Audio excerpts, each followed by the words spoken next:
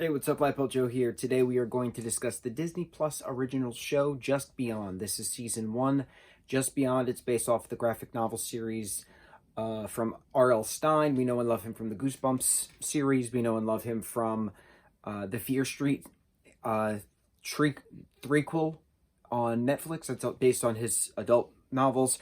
So it's very interesting watching this on Disney Plus because this is kids shows. It's an anthology season. It's 8 20-something minute long stories in one season. So it's why I say it's interesting is because Fear Street on Netflix, R.L. Stine Fear Street on Netflix, it's adult content shown through your average teenagers fighting off supernatural stuff, right? Solving a mystery and going through. Fear Street is incredible. All three movies of Fear Street released one right after each other on Netflix. Absolutely incredible. So to go from Fear Street, going from Fear Street to watching now Just Beyond on Disney Plus about high school students, it's completely different because this is Disney. So it's Disney high school, not high school. Very different, very interesting. So McKenna Grace is in the first episode. Gabriel Bateman, we know and love both of them from various horror films and other projects as well. But Gabe is in the second episode, and then, 3 through 8 are, fine. But the first 2 are great because the 2 of them are in it, and the 2 of them are awesome, and I'm so excited to watch them grow as performers, seeing them as tiny little kids acting in, films and horror films, and then progressively getting better as the time has gone on. It's very cool watching them grow as humans, but as artists as well.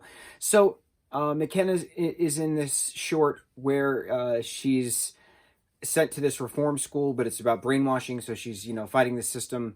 Very entertaining. Gabe's story is about his parents are aliens. So it's revealing the truth and that he actually is an alien himself, kind of a thing. Then there's, things. There's like a whole plastic surgery episode, which was very interesting. There was a witch episode. There was a theater episode with ghosts. That was pretty cool. The last episode was called Treehouse. That was neat. Little things stand out. Like, some parts were just boring, but, like, other parts were, fun. But, like, again, I just couldn't get in the mindset of, like, okay, well, we're going from Fear Street, which is, like, hardcore, stuff, to, like, fluff. Bubblegum pop Disney fluff. It's just night and day. But that's really cool about R.L. Stine is that he can do that. He can write night and day, and it makes sense in certain contexts, depending on who's actually producing it. So I will say I was very entertained for the most part. I don't know if there'll be a second season. I doubt there'll be a second season, but this was it was like a kiddie Twilight Zone. That's the best way to explain it. It was a kiddie Twilight Zone. I'm sure 9, 10, 11-year-olds, teenagers, I'm sure teenagers loved it. I haven't heard anything about it.